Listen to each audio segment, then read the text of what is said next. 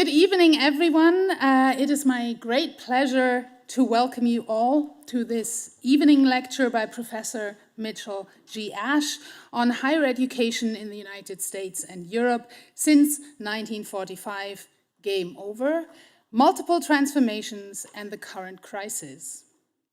As this is a public event, let me briefly say a few words about the context that has us all gathered here tonight in this luxurious and stimulating place as guests of the Volkswagen Foundation. And I apologize to those of you who have already joined us yesterday at yesterday's public event, because you will hear some things that you have heard before. I say public event because this lecture tonight is also the keynote of a 3-day academic conference that started yesterday and will go on until tomorrow, entitled Universities and the Public Good, Research, Education and Democracy since 1945. My name is Charlotte Lerck. I am Professor of North American History and Transatlantic Relations at LMU Munich, and I have the great pleasure to co-convene this event with my wonderful colleagues Axel Janssen, Deputy Director at the German Historical Institute in Washington, D.C., Charles Dorn, who is the Barry N. Wish Professor of Social Sciences at Bowdoin College in Maine, Till van Raden, who is currently a fellow at the Forschungskolleg Humanwissenschaften Bad Homburg, and Richard Wetzel, also of the GHI, where he is research fellow and as well as the editor of the Bulletin and the organizer of the annual Transatlantic Doctoral Seminar, a taste of which we got today in the afternoon with 3 wonderful young scholars panels. And I said a little bit more about Richard, who is also currently working on a book on bioscience and Nazi politics, because Richard has also kindly agreed to be tonight's moderator. So thank you for that. What unites all of us conveners here, as well as the institutions involved in the conference and in these public events, is the transatlantic framework for history, particularly before the background of public discourse and questions of democracy. We were able to convene not only due to the generous funding of the Volkswagen Stiftung, but also thanks to the logistical support that we have received on both sides of the Atlantic, from Nicola Hofstetter-Fels, coordinator at the GHI in Washington, and Annote Wetzel, Nina Hane, and Johanna Brumberg from the Volkswagen Stiftung here in Hanover. Thank you for that. For we should not forget that the building of transatlantic bridges, even or especially for the sake of an exchange of ideas, also requires consistent work on the bridge heads. Besides the Volkswagen Stiftung and the GHI, which is part of a network of historical institutes across the world under the auspices of the Max Weber Foundation, we also have a third foundation to thank, the Gerda Henkel Foundation, which makes it possible for us, for those of you tuned in online, so a special welcome to our digital participants. The Gerda Henkel Stiftung provided the technical support for streaming tonight's lecture. This event, as well as they will also make this event as well as a selection of panels from the conference available on their LISA platform. So if you're interested to hear more, check that out later. But now let me introduce our speaker tonight. Mitchell G. Ashe is Professor Emeritus of Modern History at the University of Vienna in Austria, a member of the Berlin-Brandenburg Academy of Sciences and Science and Humanities, and of the European Academy of Science and Arts. He holds a PhD in history from Harvard University, but also studied history and sociology of sciences at the Free University in Berlin. He taught at the University of Iowa from 1984 until his transatlantic move to Vienna in 1997. Fellowships have repeatedly brought him from Vienna to Berlin, for example, to the Wissenschaftskolleg Center for Advanced Studies and the Max Planck Institute for the History of Sciences.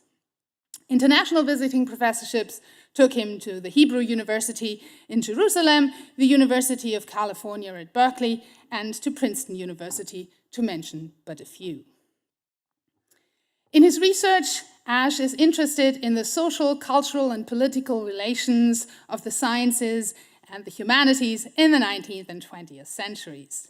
He has published widely on the continuities and ruptures in the history of universities and academic research institutions. Recent publications include the edited volume Science in the Metropolis, Vienna in Transnational Context, 1848 to 1918, that came out in 2021, and Die Max-Planck-Gesellschaft im Prozess der deutschen Wiedervereinigung 1989 bis 2002, eine politische Wissenschaftsgeschichte. The Max-Planck Foundation, the Max-Planck Society in the Process of German Unification, A Political History of Science, which came out in 2023. In the past few years, he has also been a regular author in the series Wissenschaft im Dialog by the Berlin Brandenburg Academy of Science, particularly on the history and practice of academic freedom in Germany. And since 2016, he has been consulted repeatedly by German and Austrian media on the situation at US universities.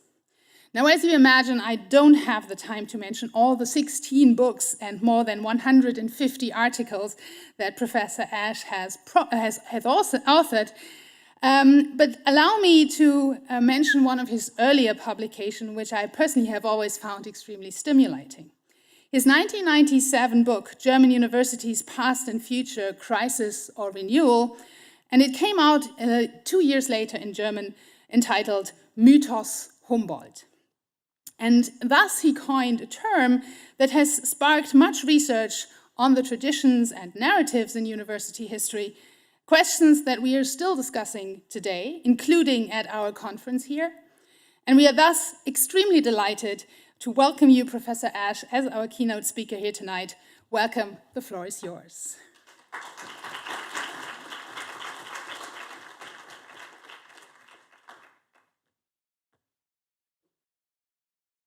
Thank you, Charlotte. I will ask, while I'm waiting for the PowerPoint to come up, I will ask the question I always ask at the beginning of every lecture.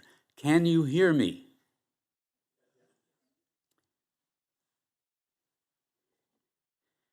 Thank you again, Charlotte, for this very kind introduction.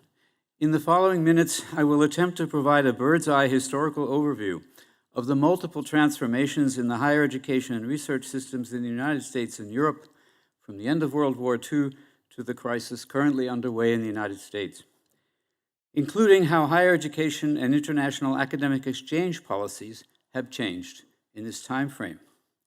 I begin by defining some terms.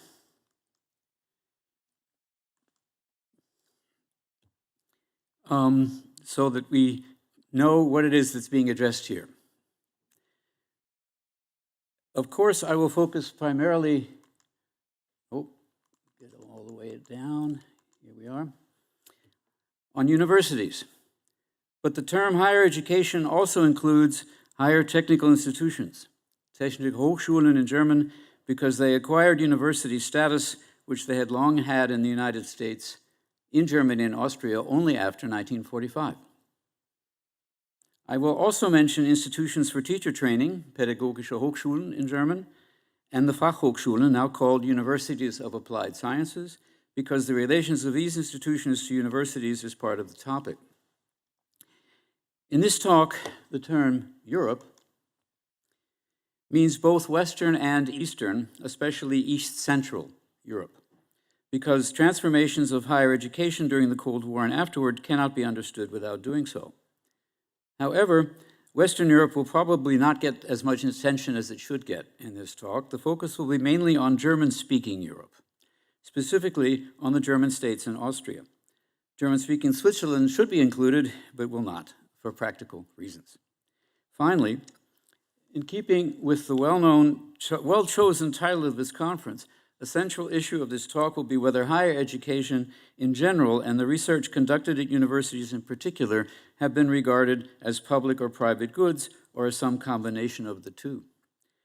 By the way, this talk is not about the idea of the university, because I regard the idea of the university as an ideological construct, but rather about an increasingly complex set of institutions. Nonetheless, the name Humboldt will make an appearance or two. The talk has 4 parts. Parts 1 and 2 discuss the early and later Cold War periods. In political history, these are separated from one another by the Cuban Missile Crisis of 1962. But here, the hardening of the boundary between the 2 German states in 1961 will be a more important turning point. Part 3 treats the generation of more after the fall of communism, and Part 4, the most recent period. For obvious reasons, it would be tempting to focus entirely on the current crisis in the United States. But in my view, it is best understood that crisis in historical context. Should the current crisis be regarded as one transformation among many, or as something more profound? Perhaps you can guess my answer, but that will come towards the end of the talk, so stay tuned.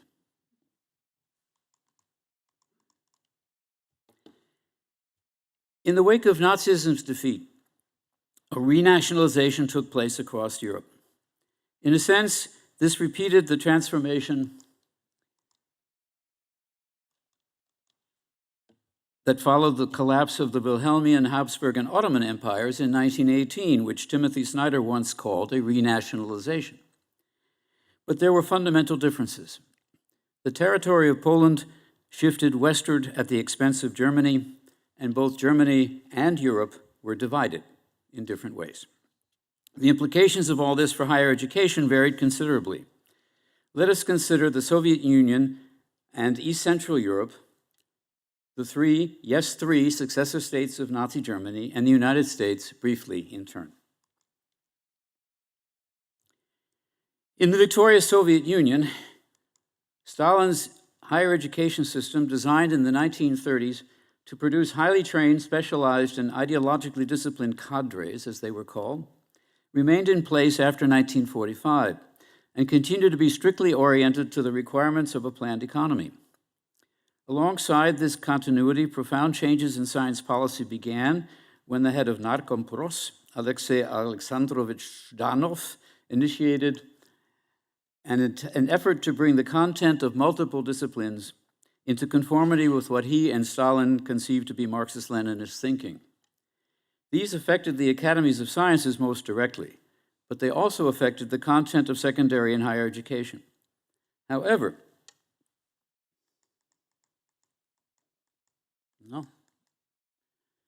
we need to know that Lysenko, pictured now on your screen, is not the whole story, nor is Pavlovization, for that matter. Stalin's great science did not only include Lysenko cleaning up genetics as he was depicted in propaganda pictures, but also this: the Soviet atomic and hydrogen bombs. The technology behind them, advanced rocket science, and world-class mathematics. So it's really quite a mistake to reduce the whole story of Soviet science to the scandals of Lysenko.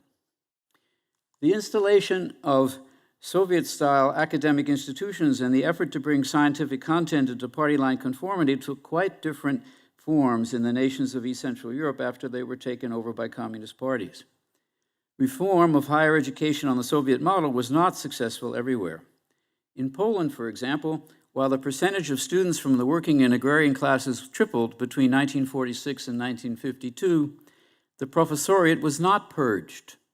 In 1958, only 11% of professors and 2.5% of students belonged to the Polish United Workers' Party.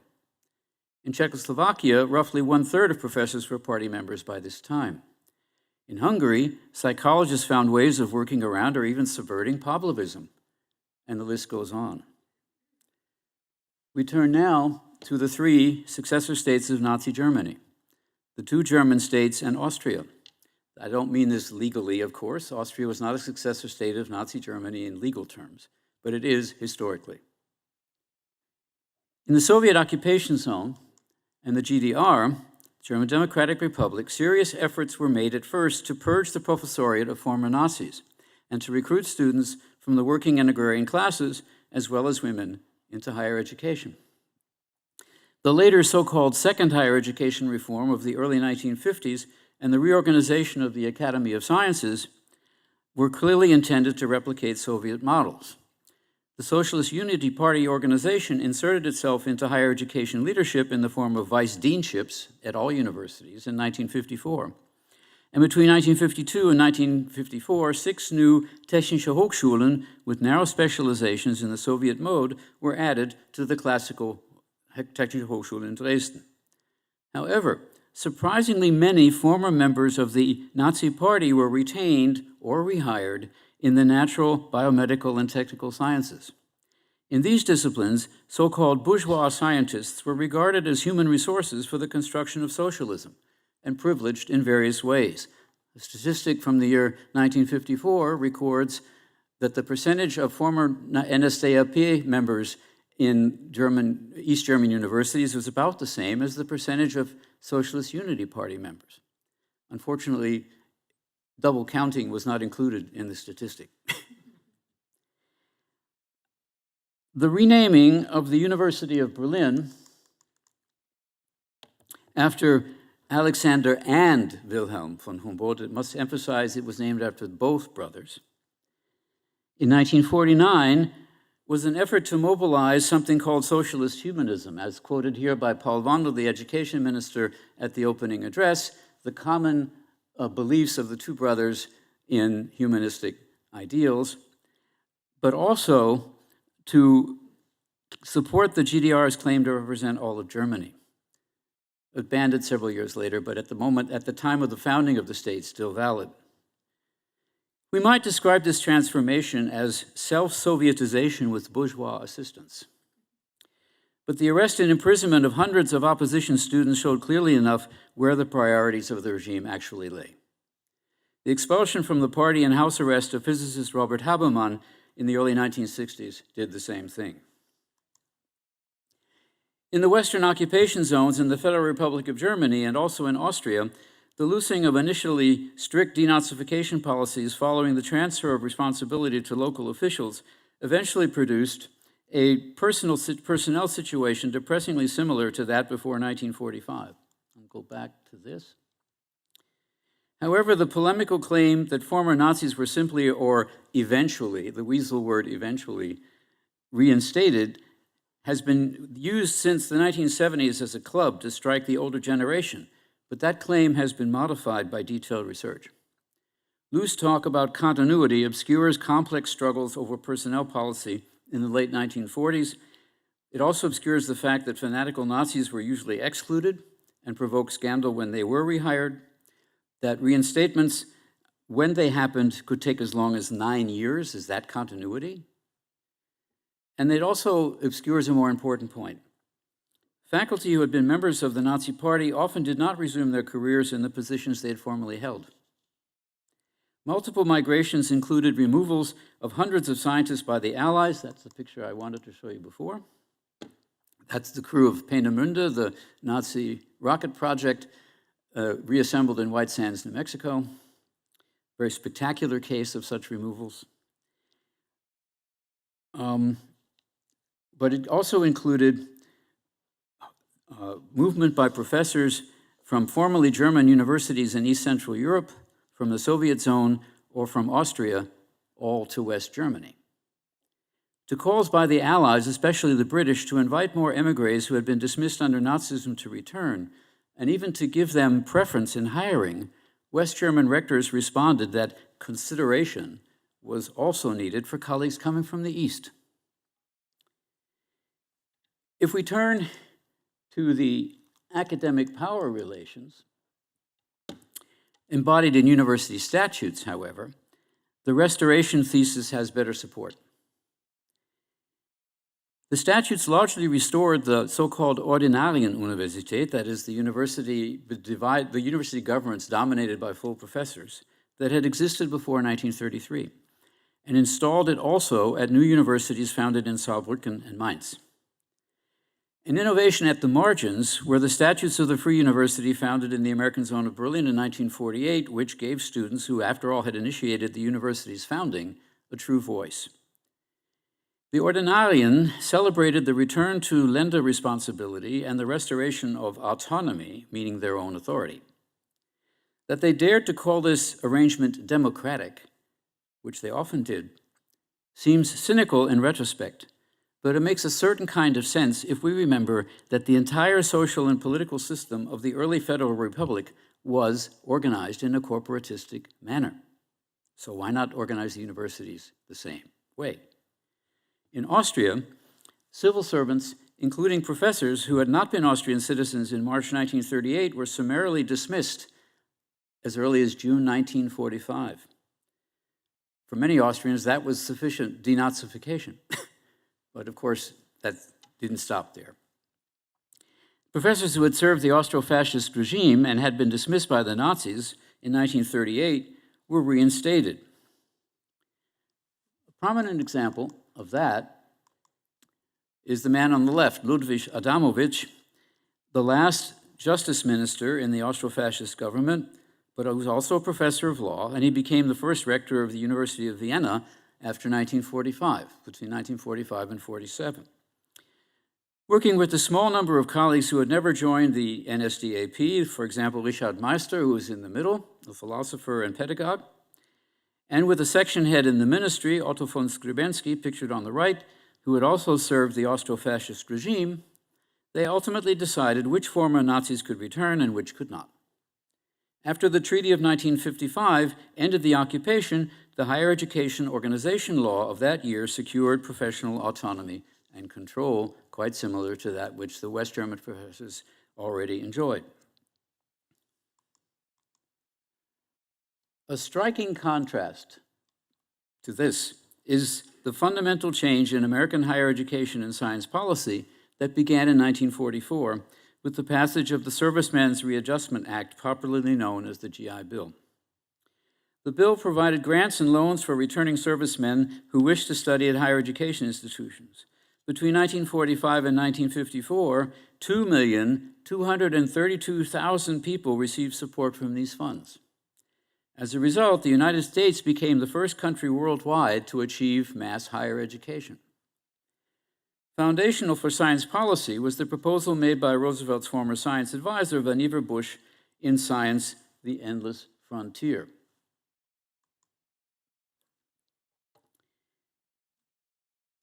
Citing the successful collaboration of science and industry with the federal government during the war, Bush proposed that the government develop a real science policy and support it financially. Until this time, basic scientific research in the United States had been funded entirely privately by the Carnegie and Rockefeller and other such foundations. The justification Bush offered for this radical step is revealing. Look at the last sentence in this quote. Without scientific progress, no amount of achievement in other directions can ensure our health, prosperity, and security as a nation in the modern world. Those keywords are still keywords for the justification of science, support of science by the federal government to this very day, at least until now. Bush's proposal was not adopted overnight, but by 1960, it was clear that his vision had triumphed. An alphabet soup of federal agencies emerged, including funding agencies from each of the three armed services. After the Sputnik shock in 1957, a new round of foundings was added on. The social sciences participated through a boom in the behavioral sciences, and the humanities participated mainly, but not entirely, through general education programs, which they thought regarded as being vital for the knowledge that American citizens needed to have in a new world system. However, we could say that by 1960 it was clear that Bush's vision had triumphed. An implicit, uncodified arrangement had been reached based on a simple exchange, generous federal funding in return for useful knowledge, very broadly defined. The mix of publicly and privately funded institutions that have been characteristic of higher education in the United States since the late 19th century continued in full force.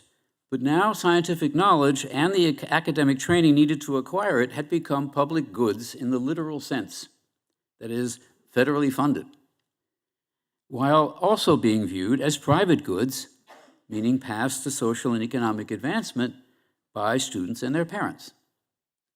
However, the price of success was high. Insistence on patriotic loyalty, resulting in open intimidation and dismissals, especially of politically active, non-tenured academics, began long before Joseph McCarthy's brief era and persisted after his defeat.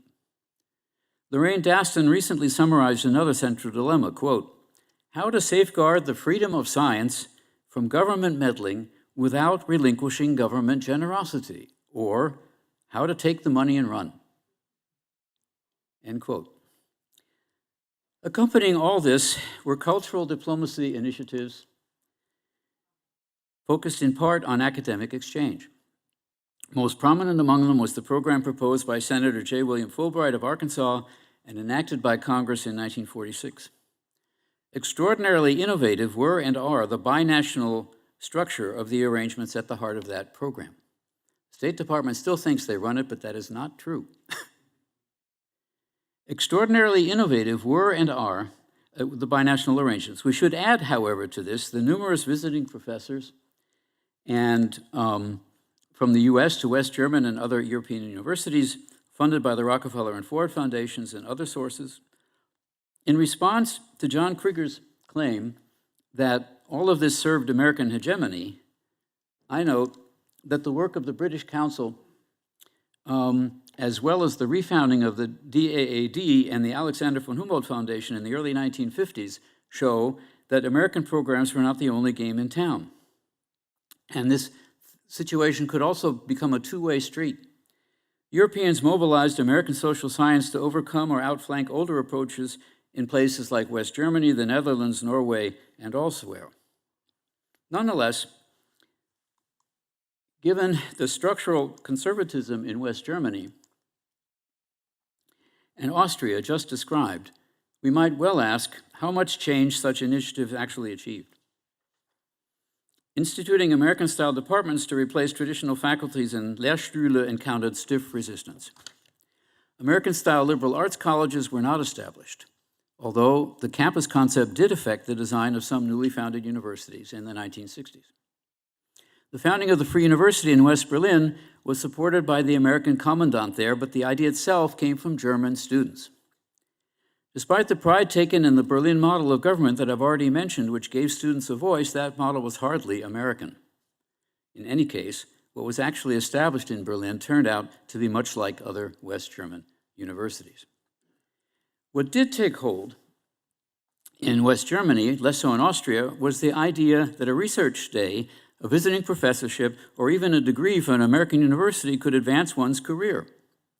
People joked at the time about a new informal degree, the IAG, meaning in America gewesen.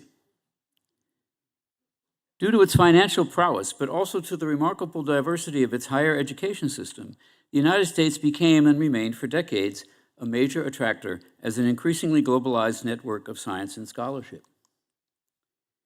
I now move to the second part of the Cold War.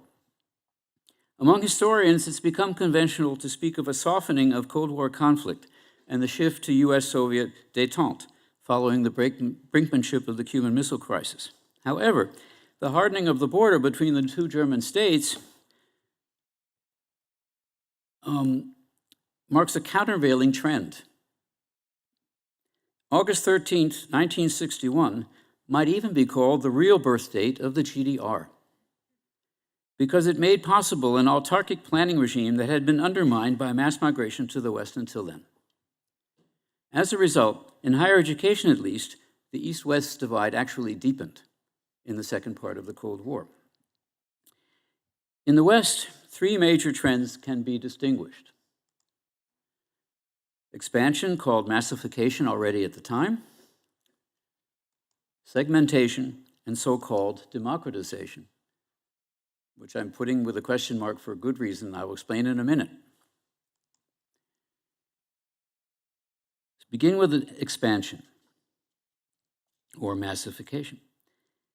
In both the United States and Western Europe, the 1960s saw an unprecedented expansion in both the number of higher education institutions and the number of students attending them, going far beyond the growth that had already begun in the United States. The graph that you see describes the growth in the United States. I'm not going to read it to you, but I am going to point out that between 1965 and 1990, we have almost somewhat less, but very nearly threefold growth in the number of students at public universities, not so much at the private institutions, more like 100%, but not 3 times. So the growth is mainly in the public institutions, and that continued into the 2000s.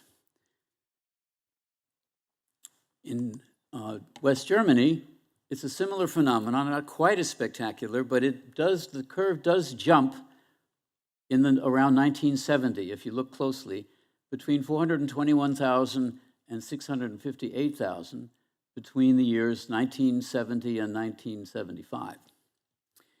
So there is a jump in the curve, but it's a curve that's been going up already since the 1950s.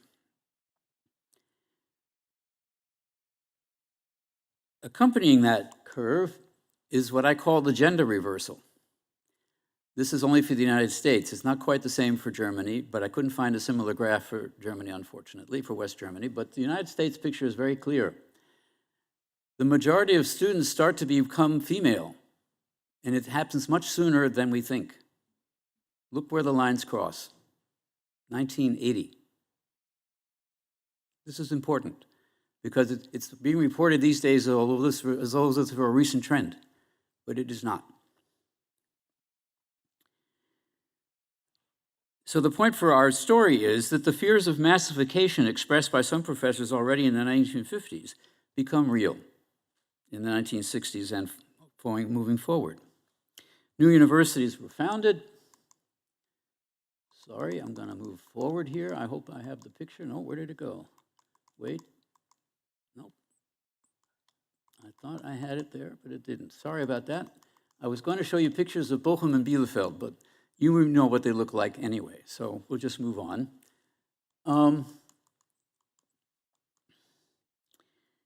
In West Germany, new universities were founded, lecture fees ended, and federally subsidized student stipends were enacted. Across Europe, ambitious regional governments saw new universities as a way of improving their standing. Much of this also happened in the United States, but expansion there did not mean ending tuition, an important point that marks a difference between the American and European systems of higher education quite consistently throughout this period. In West Germany, the opening of universities was justified by the convenient fiction that the mountain of students born after the war would eventually be under-tunneled and return to normal size. Didn't happen. Instead, demand for university education in the middle classes, especially among women, rose sharply, while funding for new teaching staff failed to keep pace. The result was persistent underfinancing. Coping strategies like the introduction of admissions limits, numerus clausus, in disciplines that were deemed overcrowded did little to solve the problem. Neither did the founding of new higher education institutions outside the United States, and that brings me to segmentation. In the United States, state universities had integrated liberal arts education and profession-oriented degree programs already since the turn of the 20th century. But it was not until the 1960s that Clark Kerr invented the term that describes this integration, the multiversity. And it was in this period, from the 1960s, that regional universities were founded in higher numbers in the American system, leading to the creation of systems, so-called state systems of higher education. So the Texas system of institutions, California had already done this, and other states followed from the 60s onward. In Germany and Austria, on the other hand, segmentation was the strategy of choice. Since the Kaiserreich, creating new institutions outside the universities had been a way of meeting demand for new levels of qualification in the labor market while changing the core institution, the university, as little as possible. So it's been a consistent strategy in Germany for decades.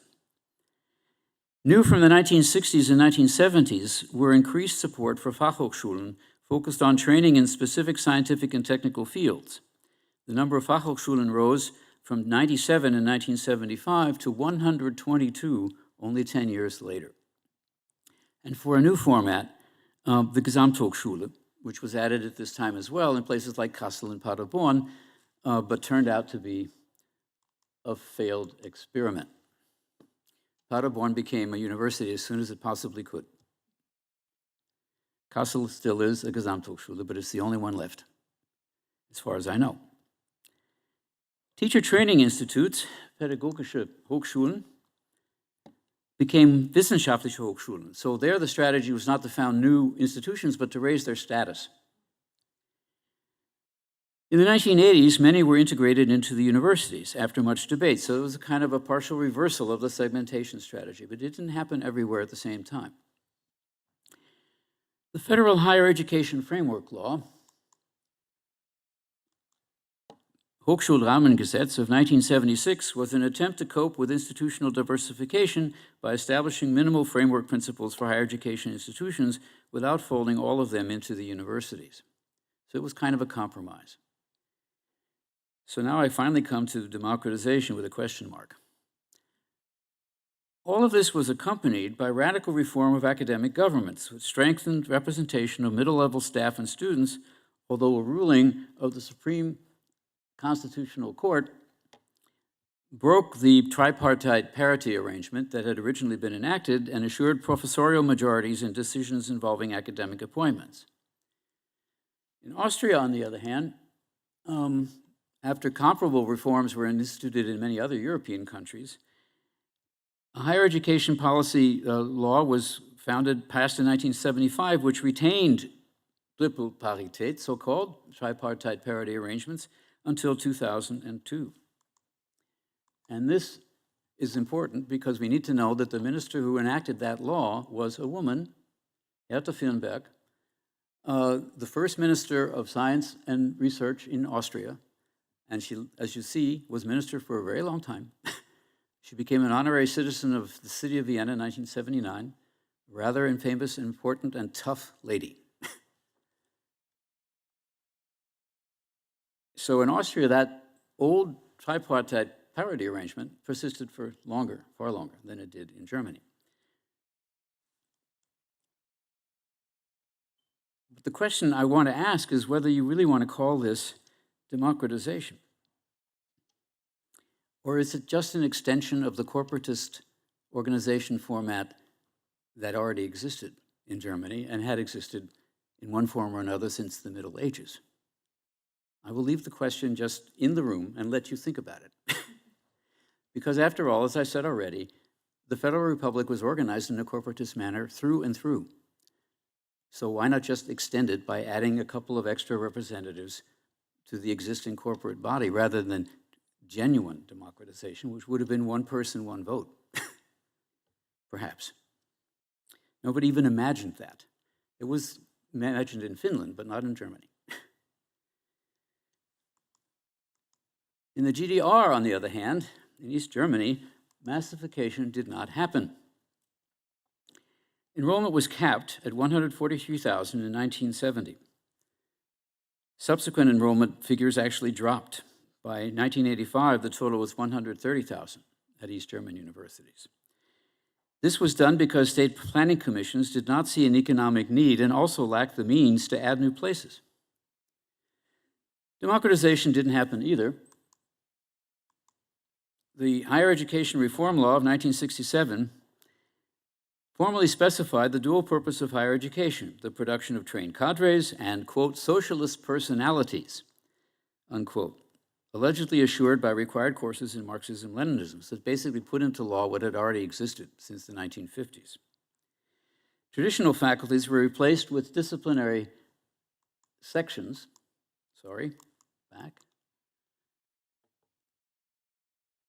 and the party committees in every section assured discipline as they had in the past in the faculties. Segmentation, Stalinist style, as I've called it, continued. 10 specialized Ingenieurhochschulen were established in 1969, and new Fachschulen were founded. Not Fachhochschulen, but Fachschulen. Much more narrowly specialized even than the Fachhochschulen in Germany, West Germany. Once the reform system stabilized and the SED had adopted a doctrine of a socially driven economic policy, which essentially meant guaranteed employment for all, independent of their productivity, routine performance and stagnation had set in by the 1980s. The symbolic date 1968 also had different meanings in the West and the East. In the West, German students joined the revolts before, during, and after that year that took place in many nations. Despite the proclamation of Marxist slogans, these were essentially generational protests against stifling cultural conservatism and the war in Vietnam, with anarchistic tendencies. The revolt in the US had begun earlier in 1963 with the free speech movement in Berkeley and the foundation of the Students for a Democratic Society in 1962. But their actual impact on the governance of higher education in the United States was minimal. Protest against the war was more effective. In the East, the Prague Spring that had offered hope for socialism with a human face was crushed by Warsaw Pact troops in 1968. Protests against that in the GDR were quickly suppressed. Students who participated were expelled and some were jailed, and Stasi surveillance intensified. The result of all of this that was more enduring than anything else was the emergence of the women's movement. But it had different philosophies in different places. So we see Gloria Steinem here on the left, and she's expressing basically the doctrine that came to be called the personalist political. Individuals liberate themselves as women. In Germany, on the other hand, at least amongst the Social Democrats, it was about the state, which is a little bit different, it seems to me, as a philosophy of the women's movement. But the deepening East-West bifurcation also affected exchange programs. In the West, existing exchanges intensified. The West German government increased support for its own programs and its share in the funding of the Fulbright program, while adding the German Marshall Fund in 1972 to mark the 25th anniversary of the Marshall Plan, and 2 new German historical institutes in London, 1976, and the one in Washington, 1987, which I cannot leave unmentioned in this context. In stark contrast to this, the hardening of the inner German border made it extremely difficult for the GDR to engage academically with West Germany or the United States. In 1968, a number of leading colleges and universities established the International Research and Exchanges Board, abbreviated IREX, with support from foundations and the State Department. IREX's mandate was to create and manage exchanges with the Soviet Union and Eastern Europe, but its funding was far lower than that of the other West German programs. The primary focus of academic exchanges in the region remained the USSR, the other socialist countries, and selected African and Asian nations like Cuba. Of course, all of these exchanges took place under strict party-state control. By the 1980s, it was widely agreed that higher education in the FRG in West Germany was in crisis due to underfinancing, overcrowding, and in some disciplines, and internal reform blockades as well. The parallels with the stagnation in the East are striking in retrospect, though the paralyses in both places had different causes. But it's often not acknowledged that in both German states in the 1980s, the situation had reached a limit. Unification changed all that.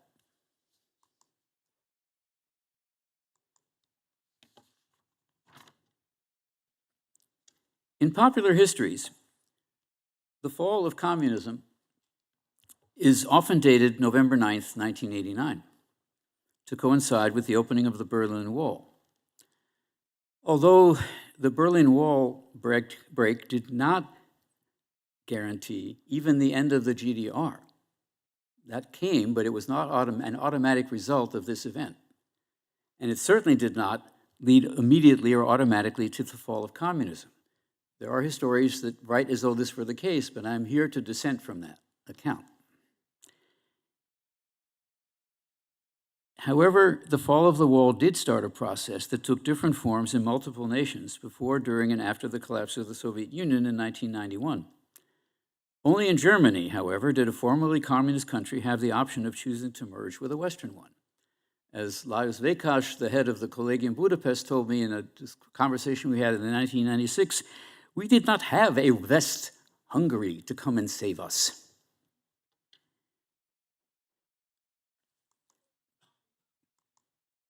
The decision for unification by accession or bytrid of the GDR to the FRG took place within a rapidly narrowing time frame. The driving force of it was the collapse of the GDR economy, which was already beginning at the time of the currency union in June 1990.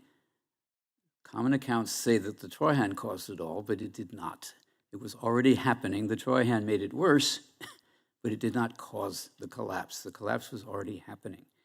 And that was why the East German government wanted unification to happen yesterday and not in a year or two.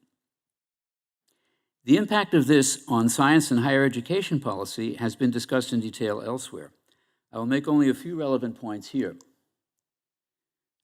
First, academic exchange programs took an unusual form in this process. During the brief run-up to unification, the DAAD financed short-term visiting professorships for West German academics in East Germany. The grantees saw themselves as agents of knowledge transfer, but the shock of West-East and intergenerational confrontation hardened the resolve of many of them to end the communist system root and branch. Second, the Unification Treaty said very little about higher education because this was an issue for the Länder and not for the Bund.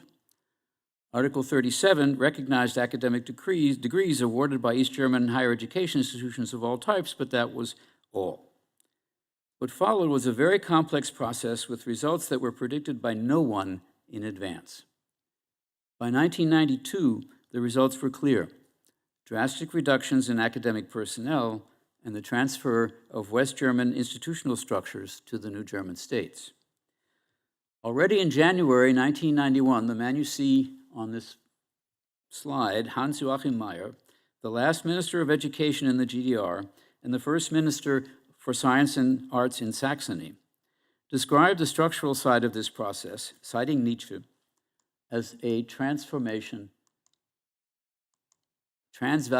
of values. I was there, so I know that he said that. The West German higher education system that had been widely perceived to be in crisis in 1989 suddenly became not the best, but the only possible system. There's a big distinction. Not that it was instituted because it was better, but it was because things had to happen now, fast, and that's what they had. So they moved in that direction. In an earlier session this afternoon, there was talk about the lack of imagination that was behind this, and that was driven by the idea that there was no time. Whether that's true or not is a separate issue, but time in this case becomes a political factor and not a force of nature. The list of missed chances for reform in the West that resulted is very long. But whether the widespread view of unification as nothing more than a takeover or colonization of East Germany by the West can and should be doubted. First, far from conspiring to conquer the East, the West German actors were divided among themselves about how to proceed.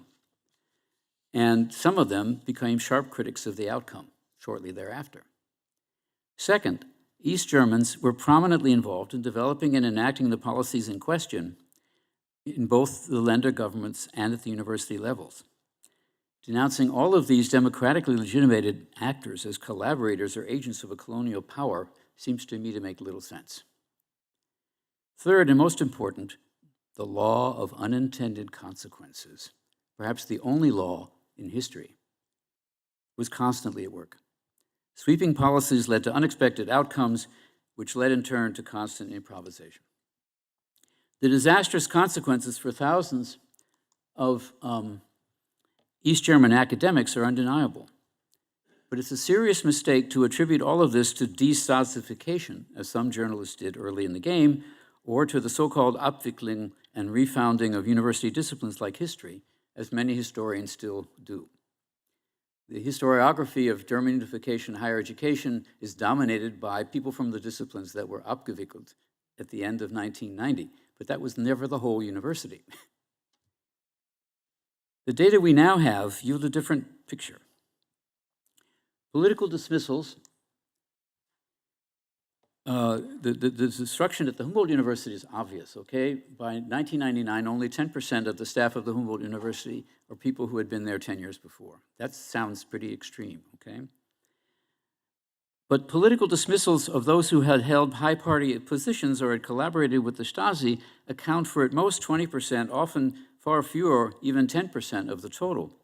So destasification doesn't tell the whole story either.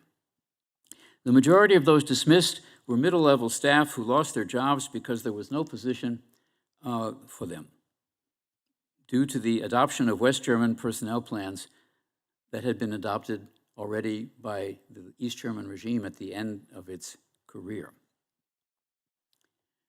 In Saxony, in contrast to Berlin, at least 11,000 do remain, after all, from the 21,000 that had been there before, so it's not 90%, but enrollments were doubling, so the capacity was insufficient. That's clear. But more important for us is out of this 1,762 new professors' appointments by 1994, 66% are East Germans. And for all of the new German states, it's not that different. The majority of professors appointed in the new German states between 1991 and 1994 in the natural sciences were East Germans. The Abgewickelten, the West Germanification happens all right, but only in the disciplines that were already abgewickelt at the end of 1990. So history, philosophy, social sciences, and the like, that had been deemed contaminated by their nearness to the state. But that's 20% of the university. That's not the whole university. And the so-called Geisteswissenschaften and Sozialwissenschaften that were not on those lists, East Germans had better chances. So it's a very differentiated picture that the data are now giving to us than the colonialism story would have us believe.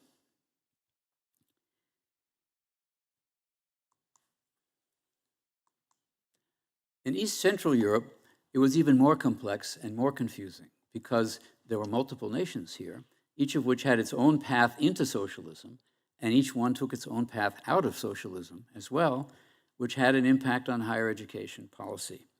I'm not going to go into detail about the individual stories. But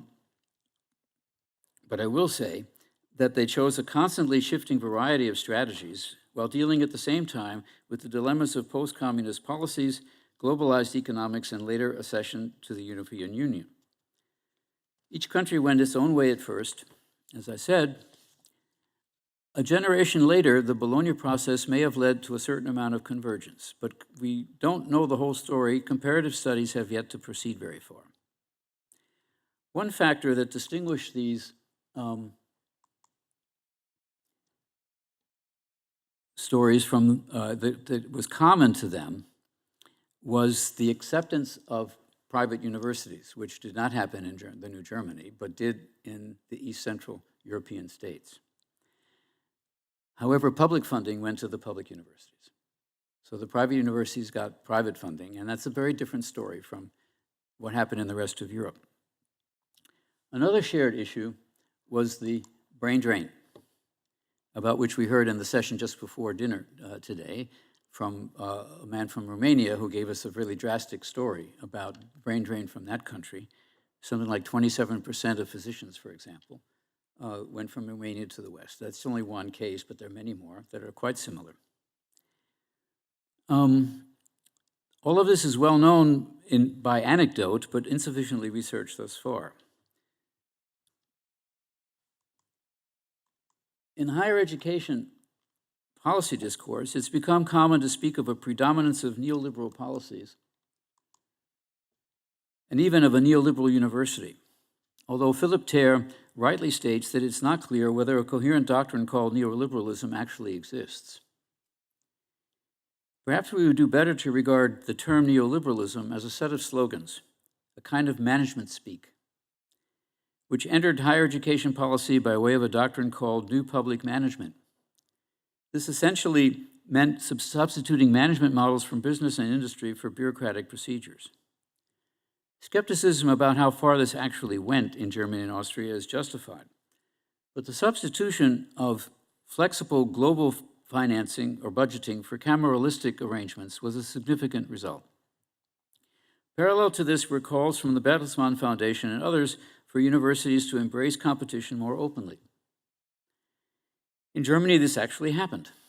The Exzellenzinitiative launched in 2004 by a social democratic minister of all things, made well-known but rarely acknowledged achievement differences among German universities more visible.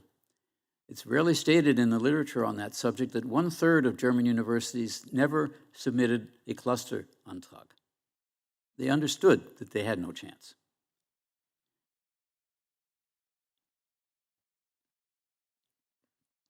In Austria, the university law of 2002 opened the way toward management reform by making universities legally autonomous, although, of course, like German universities, they remain dependent on state funding regulated by so-called achievement agreements, Leistungsvereinbarung.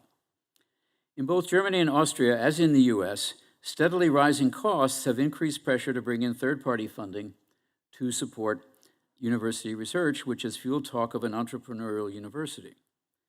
But the main phenomenon for governance, from the government's perspective, is the emergence of what I would call the stakeholder university. Ever more groups from industry, the economic field, but also other interest groups, including student organizations, now claim a say in university governance and even their own definition of what the university is for. So that what the professors think it's for is not the whole story anymore. And that is a recipe for weak leadership, because the central administration now has more power than it ever had, but it also has more people claiming its ear than it ever had. So it's not surprising when the presidents of German universities are not exactly charismatic people. Often blamed for not being charismatic, but there's a structural reason. Calls for a Europeanization of the university go back to the 1950s. But led mainly to much talk with little impact until the late 1980s. Europeanization of international student exchange was greatly strengthened by the Erasmus program established in 1987. Building on this, the Sorbonne and Bologna declarations of 1988 and 1999, respectively, aimed to create what was called a European higher education area. The establishment of ECTS points, European Credit Transfer System, and the 3-degree system with bachelor, master, and PhD led to a fundamental reorganization of study programs across the continent and beyond. There was no Europeanization at the organizational level. There was a European Rectors Association, which drove this process. The Bologna process was not a project of the European Union. I'm saying this slowly so that everybody understands. It was a multinational arrangement and continues to be to this day. The use of English language degree names, bachelor, master, and PhD, led at first to critiques of supposed Americanization.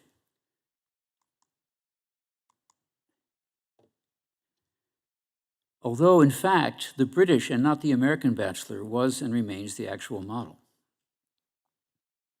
Student discomfort with increasingly structured curricula erupted in the Uni Brent protests of 2009 and 2010, which began in Vienna and soon spread across Germany and the rest of Europe, but with little impact, because they came too late, as protests often do. Unfortunately, the opportunity to rethink existing curricula posed by the Bologna process was rarely grasped. Instead, there was a variety of bachelor degree programs which has become bewildering, and their compatibility with one another has become doubtful, and funding constraints remain.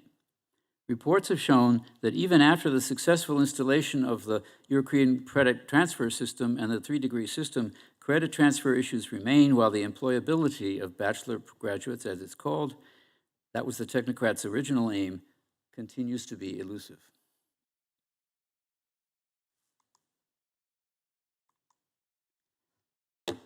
Humboldt comes back as a zombie.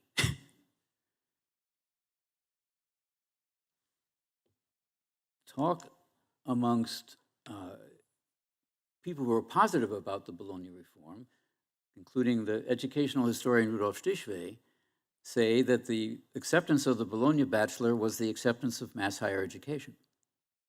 Makes some sense, just put it that way, because the main supporters of this whole project were the students and their parents. But the death of Humboldt was proclaimed by conservative traditionalists for obvious reasons. But they were not the only people using this term. It turns out that the phrase the death of Humboldt could be turned around by modernist conservatives.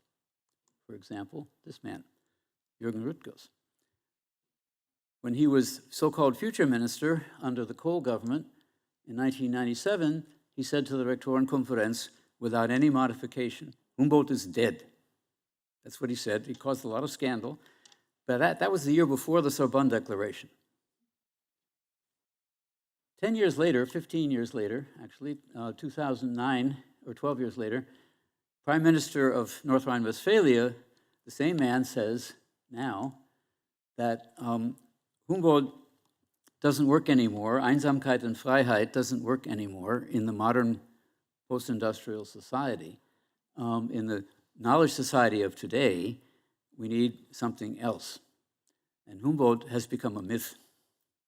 Saying that means that the man had read university history research about the Humboldt myth, including, I guess, maybe my book, who knows, and had put it to good political use. So sophisticated can politicians sometimes be. I'll come to this in just a second, but I have to say a couple of words yet about the American situation, which I don't have a slide for, so I'll go back to that. Many of the trends that I've described began in the US long before the fall of communism. State legislatures, coming under budgetary pressure, began a massive retreat from higher education funding already in the 1980s and 1990s, something that happened in Germany, the Federal Republic, in the new Germany after unification 10 years later. It is now customary to refer to state-supported rather than state universities. Can you guess why? How much do state-supported universities get from their state legislature? Can you guess? How many states provide more than 50% of the budget of the state, so-called state universities in America? It says fewer than half. Any other guesses? 0. You got it. That's the point, okay? That's why they're now called state-supported and not state universities. Third-party funding is now, and tuition together with private contributions, now more than half of the budgets of state universities. The withdrawal of state legislatures has only been compensated to some extent by increasing dependence on the third-party funding, which strongly favors the hard sciences and biomedicine. This trend was reinforced by the Bayh-Dole Act of 1980, which allowed universities to acquire patents for discoveries made by their employees. So it was in this period already, 1980s, and not more recently, that higher education administrators increasingly came to regard third-party funding and patent revenues as a way to leverage higher budgets by increasing debt as well as tuition. As we know, tuition increases led to increasing debt for students in the United States. As a result, the promise of social mobility and higher incomes through higher education began to appear ever more hollow, and that trend didn't just happen recently. It began already 20 years ago. So now I finally get to the issue you've probably been waiting too long for. And I will ask whether the current crisis of higher education and science in the United States is only another transformation in a long series of transformations that I've been trying to sketch here, or something more fundamental. The assault on the freedom of teaching and research, including direct attacks on the governments of higher education by Donald Trump and his cohorts, is not an act of science or higher education policy alone, but is part of a far broader challenge. Calling us a threat to our democracy, as has become common to do, is a basic mistake. Trump and his enablers in Congress and the White House are using democracy, meaning their narrow election victories, which they're declaring to be falsely to be landslides, to upend the rule of law in the land where it was born. Apparently, some are still reluctant to call this an attempt at regime change, but I do not share that reluctance. The intent was already clear in the blizzard of executive orders issued on Inauguration Day, one of which suspended the birthright citizenship guaranteed by the 14th Amendment in order to make it possible to deport irregular immigrants and their children. This is still winding its way through the courts. But somebody actually saying that he can rewrite the Constitution by executive order is not interested in democratic governance. The implication of all this for higher education and science policy are many and also fundamental.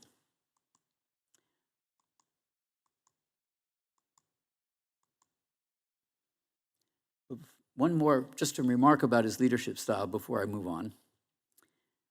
There's been a lot of discussion about Trump's leadership style. Some say that it's like a mafioso, with the protection racket approach being the primary approach. I'll come back to that in a minute. Others say, not wrongly, that he grew up being head of a family business, somebody who, for whom my word is law, was the norm. It's just the way you did things. Are those two alternatives? No. They don't contradict each other. It seems to be important to remember that it's not, you don't have to label the man by some conventional American or universal historical category to understand how he acts. But of course, he's not the only person in this regime. Opposition has been weak. I don't have time to go into this now in detail, but we can do it in the discussion. The attack on higher education has an institutional and an ideological dimension. The institutional attack began with arbitrary cuts to and even the elimination of federal agencies supporting scientific research or data gathering by a strange organization called DOGE, extending even to the National Oceanic and Atmospheric Administration, which provides data needed for accurate weather prediction and GPS navigation software. This line of attack has continued with extreme funding cuts to the National Science Foundation and the National Institutes of Health in the name of government efficiency, impacting the third-party funding on which research universities have come to depend. Direct attacks on universities began with Columbia University and Harvard, which are still in the news, but have since spread to multiple institutions far beyond the Ivy League. Virginia Commonwealth University isn't mentioned in the news stories, but it's one of the institutions being attacked. University of California at Berkeley is an elite institution of a kind, but it's not Columbia or Harvard. The attack is, in other words, far broader than is normally reported. But the principle is the same every time. If one caves in, the others will follow.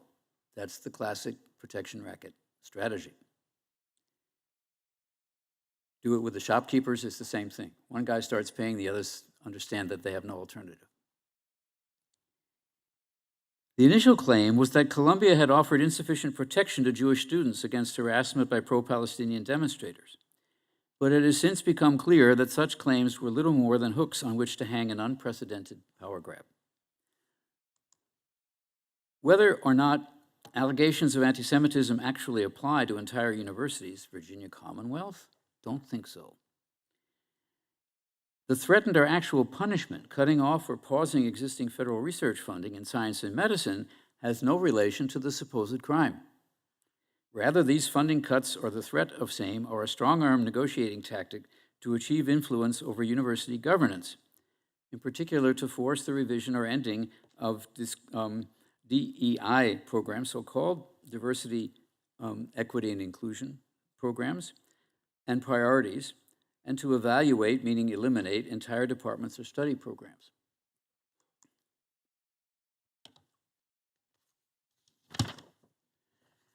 Which brings me to the ideological dimension.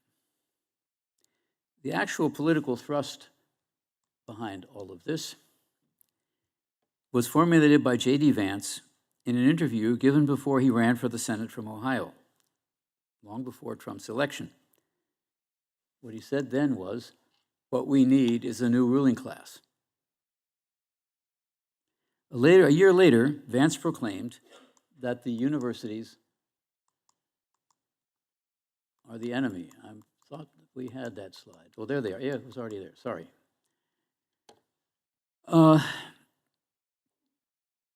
What does this all mean? In the second statement, the universities are the enemy, Vance takes a populist position against elite experts and in favor of common sense, a move common to populist parties worldwide. In the former, we need a new ruling class. He advocates a genuine elite exchange in which secular liberals are replaced by religious conservatives and reactionaries under the guise of restoring fairness and merit as hiring criteria. This line of attack follows the lead of right-wing media outlets describing universities as preserves of left-wing thinking, politically correct practices based on the DEI doctrine, and identity politics-based instruction. In essence, positions advocated by members of particularly woke departments are being applied with a very broad brush to entire institutions. Physics instruction, woke, identity politics in the chemistry department. Just think about that for a second. Such accusations play well with heartland voters who lack higher education and feel disdained by the coastal elites. And that's what is actually going on here, is a strategy appealing to people who don't really know what is going on in universities or how they work. All of this is of a piece with parallel ideological attacks on the autonomy of the sciences and the humanities. In addition to the deep cuts to the Natural Science Foundation and government agencies already mentioned, and a recent executive order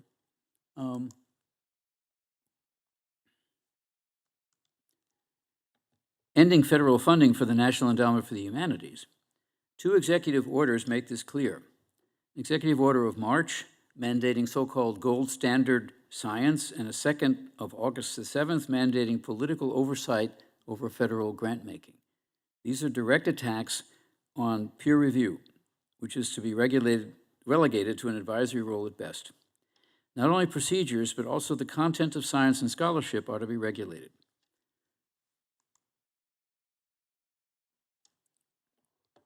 Examples include keyword searches by using KI, artificial intelligence, seeking words that are just listed on a list and find them, and any grants with those words in the title are canceled, period.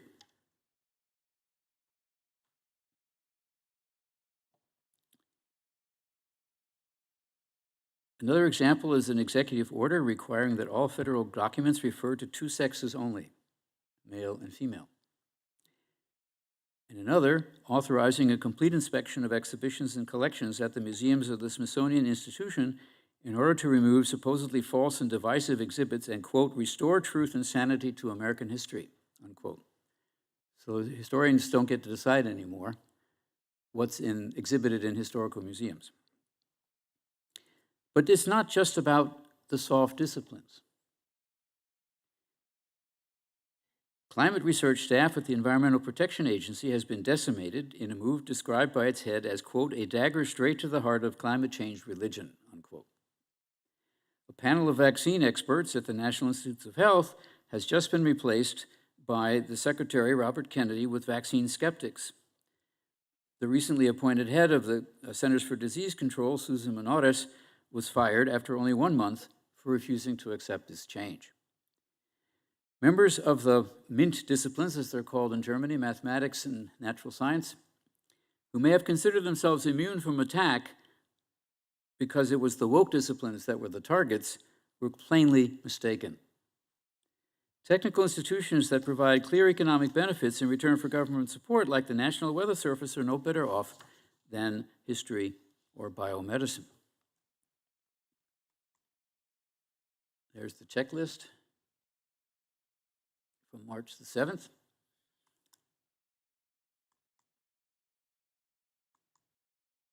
There have been responses, as we know.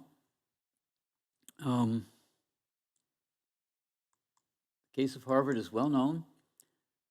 A very subtle response by the president of Harvard. He says, yes, we're going to reform our internal culture, but we are going to challenge the legal right of the federal government to interfere in the governments of the university. So he's trying to do both at the same time.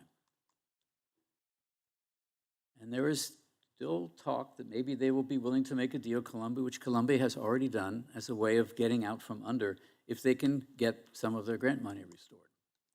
So Garber is being cheered by his students there, by the students there at on graduation day. I happened to be physically there at the time in Harvard Yard and saw this happening. So the students are on his side now. And even the head of the Jewish students says, I will not have my identity misused by the political regime. Steven Pinker, on the other hand, emphasizes all of the sins of the past and talks about disputes within the Harvard faculty, and it was fine for him to do that, but maybe not very helpful in the current situation for him to publish a book about it.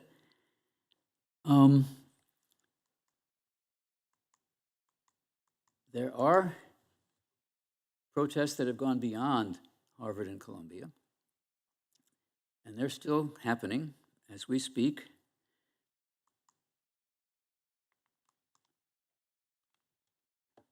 The impact of all this on international exchange is already happening.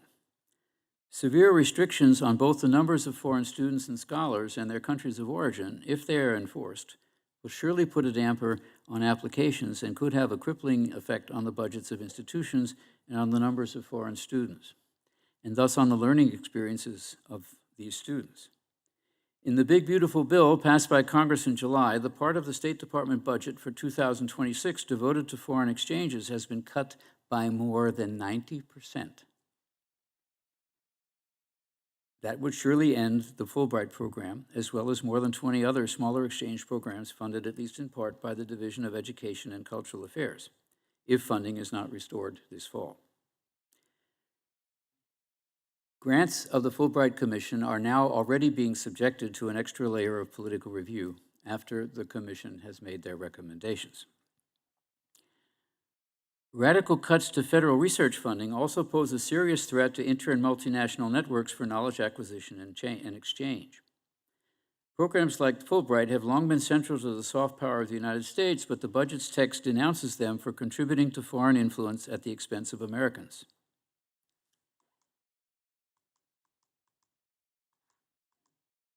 I thought this was already happening. There we are. Much has been made of proposals by European nations and the European Commission for programs to attract disappointed top scientists, but whether European efforts can be sufficiently coordinated or implemented in time to be effective seems quite doubtful, at least to me. The obvious beneficiary of all this is China, which, maybe not so well known to everyone, already leads the world in scientific publications and in the number of high-quality scientific papers, and is achieving dominance in a number of strategically significant fields.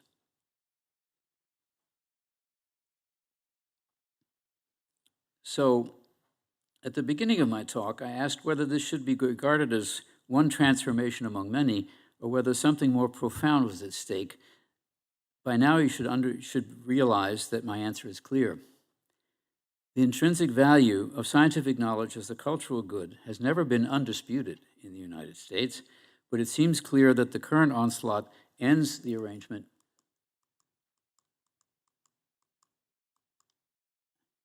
that Vannevar Bush had proposed in 1945, generous funding for basic and applied research in exchange for apparently or actually useful knowledge.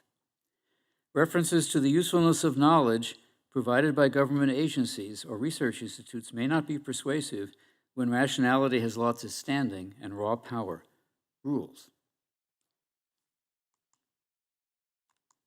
Historians love irony. The implications of all this for the standing of the United States in the world can only be summarized in ironic terms. In a multipolar world, Donald Trump's wildly unpredictable tariff regime is unlikely to restore American economic predominance. Certainly not likely to return manufacturing to American economy to the extent that it once dominated. In any case, it may be more, but nothing like what it was before. And we keep forgetting that the American economy is now 16% of the world economy. It was 34% in the 1950s. And it's not going, that share isn't going to increase. So what's actually going to happen is a realignment of the world trade relations that will ever more exclude the United States if they keep doing this. So that's the irony on the one hand, but the Trump regime's attacks on higher education and science appear certain to end American predominance in the one area in which it actually still existed, in world power relations until now. So I'm going to end there. And thank you for your attention and your patience. And if you have questions, I'm eager to answer them.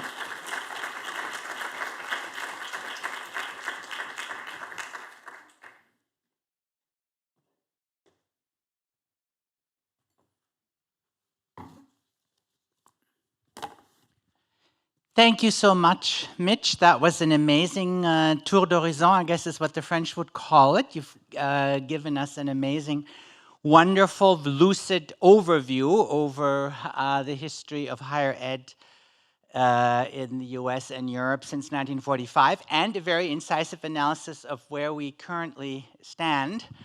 One wishes we weren't in this historical moment. It might have been more fun to listen to the history without this, where we are now. But we are, and the history is helpful for thinking about the present. So we have about 20 minutes to have a discussion with all of you, and it's my honor to be the moderator. And so please raise your hands, and we will take your questions, and Mitch will do his best to address them. Yes, please. Why don't you start? Yes, thank you, Professor Ash, for this wonderful sort of sweeping history of so many different places, so over such a large period of time, you know, the result of a lifetime of work. I guess I want to focus in on your analysis of what you call the current crisis and Trump's place in the current crisis, and what this sort of the beginning of what you call the sort of the ideological dimension, which you trace back to the speech given by J.D. Vance, Are the Universities the Enemy? And you sort of treat Trump as if he's an isolated specimen, right? I mean, Vance isn't Trump. These are Vance's statements, not Trump's statements. Well, sure, but you use Vance to isolate your reading of the ideological dimension of the program. It's not Trump's program. This isn't Trump's program. It's right. Okay, so you're isolating Trump even more. No, because he's part of a complex. I didn't go into detail about it because of time. Okay. But the regime change has multiple components. Okay, good. So I guess my question is it useful, wherever we draw the segmentation, however recent, whether it's Vance, whether it's some aspect of the second term or the first term, is it useful to sever Trump from the longer ideological histories of US conservatism, even if we just think about the 20th century, or if we want to take into the longer arc of the history of white supremacy and sort of isolate the Trump movement as if it were not part of the long, violent, very effective, very well thought out history of white supremacy that defines the United States, right? I agree with you 100%. But the problem with that is that long-term trends don't always account for this radical kind of short-term change. It's true that those trends are there. I'm not denying that. But why didn't they have the impact that they're having now before? It seems to me that something had to be added. In this case, Project 2025, which I did not mention, but should have. That's a project of the so-called Heritage Foundation, which used to be a respectable conservative enterprise, but it's been taken over by radical white supremacy conservatives. And so you're right about that, to bring that in. I could have brought it in and should have. But again, it's not exclusively one group that is pushing this. The agenda requires the support of the base of Donald Trump, and the conservatives didn't have that before. Okay, yes, please, ma'am, over here in the blue. Yeah, Julie, I guess it is. My eyesight is failing here late in the day. Yeah, Julie. Thank you for this talk. So many in the United States who share your analysis of really what's at stake with the current attack on universities, science, the rule of law, etc., draw parallels to the Nazi regime and its treatment of German universities. So my question is, do you share that analogy? And if you do or if you don't, how does your answer help illuminate what has happened and what might happen in the future? Thanks for your question. I'll be a little sarcastic now. Some of my best friends have written articles evoking that analogy. Jeffrey Herf is one. And we've discussed these things back and forth by email and also on the telephone. What the comparisons to 1933 can do, they can do some things. What they can do is show how quickly democracy can be dismantled. And that's useful. It helps people to realize that it can be done that fast. Unfortunately, almost nothing else about the comparison actually works. The United States doesn't have 9 million unemployed, like there were in Germany in 1933. There isn't a Reichstagsfire yet. A lot of things about the analogy just don't work. People say history doesn't repeat itself, but it rhymes. That doesn't really work either. There's something unique about what's happening in the United States that make comparisons to other things that we think we know about maybe not very helpful. What's helpful is a historical consciousness, not analogies, superficial analogies to other events, but a consciousness about, for example, the fact that authoritarians always tell you what they're going to do, and that these people have been saying what they want. They just weren't paid attention to. And that happens with every authoritarian takeover. It's always like that. That kind of thing, historical comparison, makes sense. You understand where I'm getting at?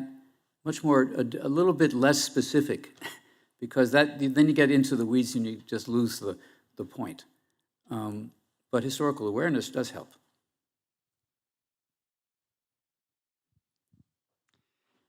Yeah, thank you for a terrific talk. You know, it seems like we're still struggling to explain the break here, right?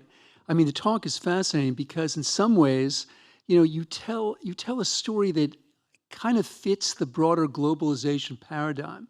We see a lot of similarities across different countries, obviously differences as well, but you see massification, you see the rise of different kinds of neoliberal models, and then quite suddenly, there's this break in the talk, and I think in our consciousness, that we're struggling to explain. It seems saying, oh yes, there's Project 2025, that re-asks the question, right? Project 2025 was conceived of many years ago. So once we're gone, the historians that come after us are going to have a theory of timing here. And they're going to have a lot what's of the trouble. theory going to be? They're going to have a lot of trouble because sociologists hate contingency, okay? Historians have to have contingency because that's what actually happens in history. So the attempt to evoke these long-term trends is fine up to a point, but then you have contingency. And otherwise you would have these kinds of breaks all through Europe because these trends are happening throughout Europe. But it's not happening yet, thank God. In Europe, the forces, partly because, of course, Europeans have parliamentary democracy. And the United States does not. So the Republicans were able to gain the trifecta, the control of all three branches. And that hasn't happened yet anywhere else in Europe. This is where we do get a factual kind of explanation that helps. Neoliberalism, you can quote it all day and all night. It doesn't explain what's happening now. And if I may, just a related point here. At some point when you had a picture of Alan Garber and Steve Pinker, you said, Pinker's encouraging us to kind of look backwards at mistakes Harvard may have made, different problems that were internal to Harvard and the way that it imagined itself. And you said something like that may not be particularly helpful now. Mitch, if we don't do that, isn't that the ultimate concession to him? I thought our brand was critique and self-critique. I have no problem with his doing it. I just don't think that Trump and co really give a damn. That's all I'm saying. We can do that, and then what? We have a question here in the first row.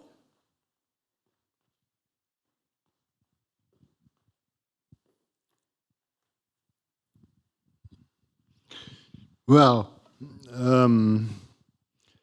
it's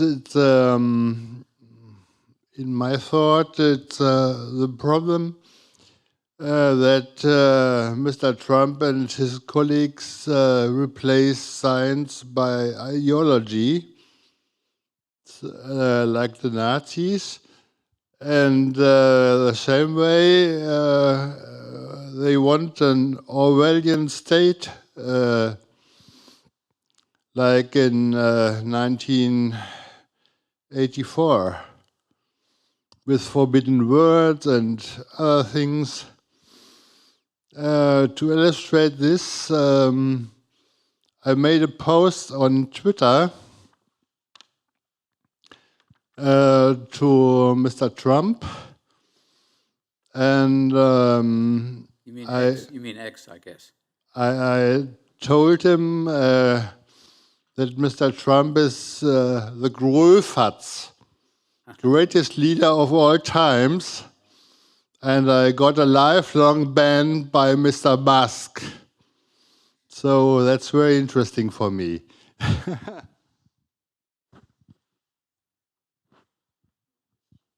I'll just add to that a quote from 1984, if memory serves. Whoever controls the past controls the future, and whoever controls the present controls the past, right? And of course, when you think about the Smithsonian, that's certainly what it's about. Well, Other questions? There's a guy in the back there. Okay, It's, Raphael, and then Anush, Anush, yeah. and do I see another hand? Okay. Yes, allow me to turn back the clock a little bit to the beginning of your talk and also to the 60s and 70s where you talked about massification. And I wondered if there's a relationship between massification and democratization. Because there's also, I think, if you look at the largest public university by enrollment in Germany, that's what's the Fernuniversität, which has an enrollment of 70,000 people, which was created in the 1970s, which brought university education to people that couldn't come on campus for various reasons. And also, you could also talk about the Reformuniversität. And so is that this expansion of, in a way, the student body, would you see that it doesn't have a democratic or democratizing component to it in itself, or does it have to be modeled in a certain way? I would like to know more about the governance of the Fernuniversität. I'm pretty sure it's a very special case. All the other places that we're talking about have the physical presence of 10,000s of students, and the Fernuniversität does not. So one could look at how their governance is arranged, but I'm pretty sure it's not really relevant to this discussion.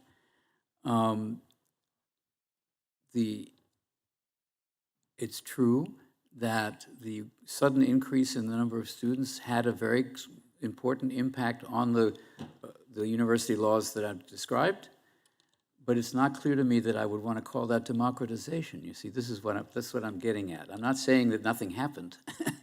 I'm hesitant to call it democratization, because if you look at the percentage of students who actually vote in student elections, you understand that it's maybe you can call it democratization if you want, because the representatives of the students have something to say, but it's only the people who are in these student organizations and not the students as a group. If you had the participation in student elections that would even come close to the participation in parliamentary elections, I would be less hesitant to call this democratization. But it seems clear that most of the students don't believe that this is relevant to them. Maybe they're wrong, but they clearly are voting with their feet, and meaning not going to the student elections. So that's why I'm skeptical. Okay, it's only about that, but that's not nothing. It seems to me that something else deserves democratization, but not that. Anush, over here. Thank you very much, Professor Ash, for this sweeping narrative. Earlier today, we learned from Dr. Tang about Ernst Kantorowicz's 6-month plan to protect the university. What would be yours? I wasn't here for that talk, but I can imagine that it was a very interesting plan. Protecting the university is a good point. It's not saving the university. I think that's good that you chose the word protect. Another thing that was said in our conference at an earlier session was that it's a pretense to think that the American universities are democratic institutions. They don't even have anything close to student representation that has anything to say in the United States, you know? And yet they think of themselves, American universities, as bastions of democracy. And one has to ask, on what basis? So it's part of the issue, you know, protecting what exactly? Are we protecting the grants of the big shots who get all this money? Is that a goal that's going to actually motivate people to get on the streets? I don't think so, for some reason. So any plan that you want to invent would have to take that into account, it seems to me. A plan that would offer a serious reduction of student debt might have a chance of having some appeal among students. When Bernie Sanders was running in 2016 and he showed up on campuses, students were actually yelling out the size of their debt into the room. That hasn't happened since then. But whether it's a good idea to forgive student debts without their doing anything about it, the students themselves, that would not have mass appeal politically at all, which is one of the reasons why it didn't fly. These are complex political discussions, and I don't think that simple answers are going to be had very soon, which is why I'm not entirely unsympathetic to the negotiations that are happening behind the scenes, although I don't really want Harvard or Columbia to cave. I really don't.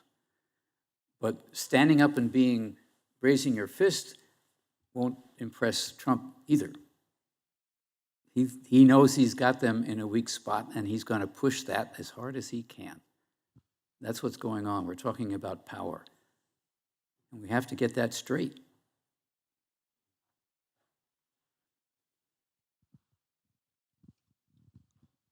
Yes. I think you were first, right? Christina, I think, right? Yes, yes. Hi, Christina Molina. I was going to take the chance, since you know so much about these various countries and traditions, in a strictly comparable sense. How does the American history of higher education compare to what you describe about Europe? When we look at the relationship between nation state, nation building, and higher education, could you draw a few lines outlining differences? It's a maybe? whole nother lecture. But I know.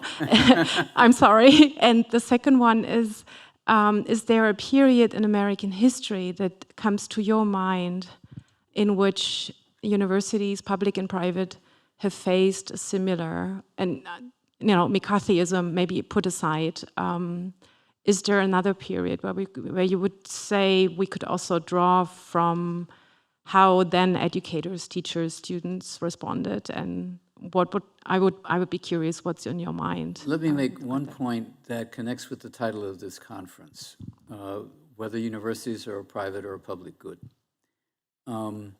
There's a fundamental divide between the American and the European approach to that question. And it seems to me that that is shared across all of Europe. So all the fine differences that people like to make amongst the European nations are there, but this is fundamental.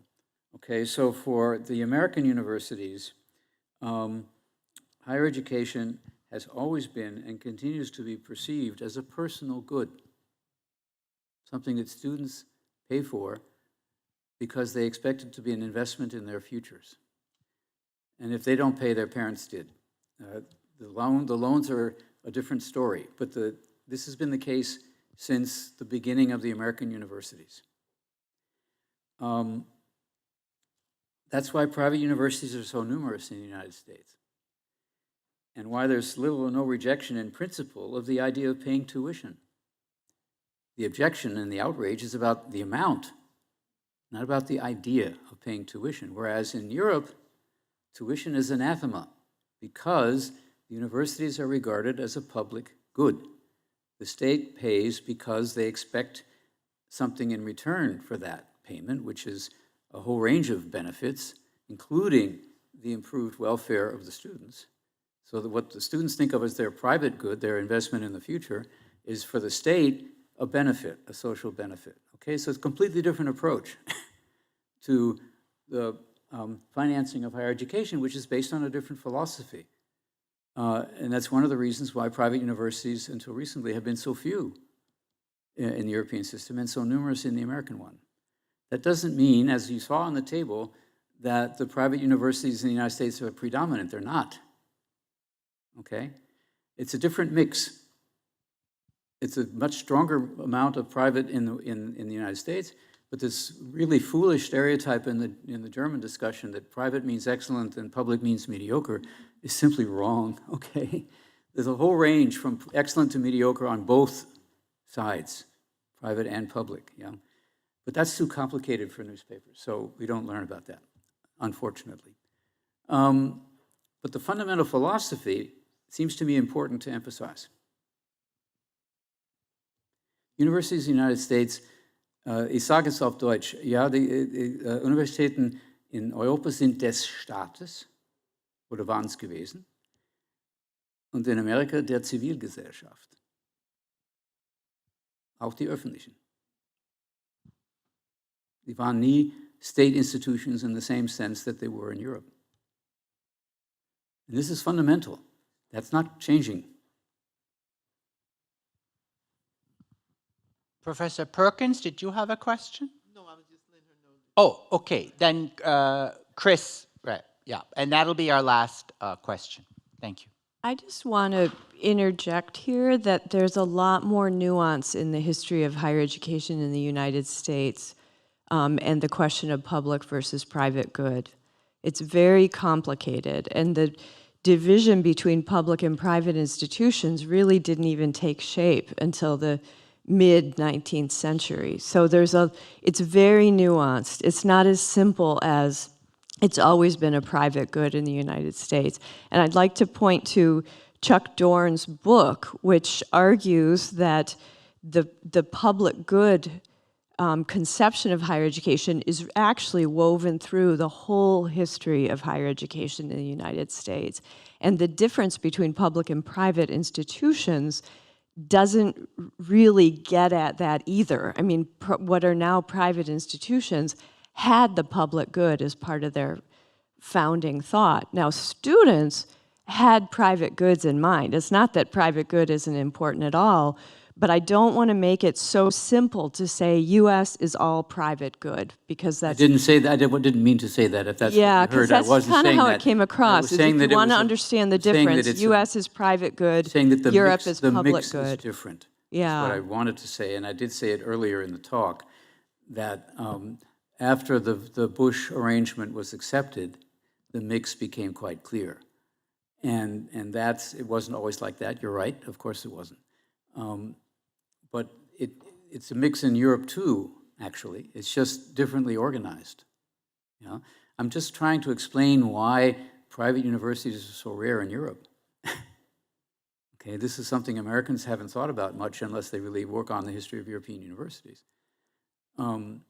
Because in the United States, it's not a problem. You know, how many universities should exist in eastern Massachusetts is not a discussion in the United States. But how many universities in Berlin is a serious discussion. And there's a reason why that's the case. That's what I'm trying to get at. Let me thank Professor Ash for a very lucid overview of the history of the universities in Europe and the US since 1945, and a very trenchant analysis of the current crisis that we find ourselves in. And thank you to all of you for your questions, and thank you again, Professor Ash. And I believe there's a reception following this, but otherwise I wish you all good night and good luck.